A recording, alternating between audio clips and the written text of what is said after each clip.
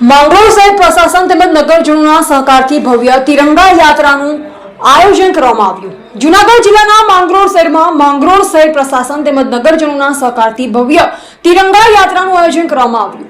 15મી August સ્વતંત્ર પર્વ અનુસંધાને ભારત દેશની આન બાન શાન એવા રાષ્ટ્રધ્વજને ભવ્ય તિરંગા યાત્રા સ્વરૂપે આજે માંગરોળમાં આવેલ શ્રી ગોપાલ કૃષ્ણ ગૌશાળાથી પ્રસ્થાન કરી જેલ રોડ, લીમડા ચોક, જૂના બસ સ્ટેન્ડ, ડોક્ટર આંબેડકરજીના સ્ટેચ્યુને હારતોડા કરી રામદેવ પીર મહારાજના મંદિર પાસેથી પાછા શ્રી ગોપાલ કૃષ્ણ ગૌશાળાએ ભવ્ય તિરંગા યાત્રા પૂરી કરવામાં આવી।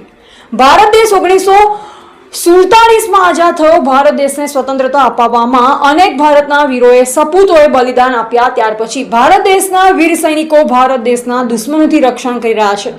ભારત દેશના નાગરિકો ખુલ્લેઆમમાં સ્વતંત્ર રીતે જીવી રહ્યા છે, તેનું એકમાત્ર કારણ આપણા વીર જવાનો છે। એવા અલ્પેશ કગરાણા, જૂનાગઢ।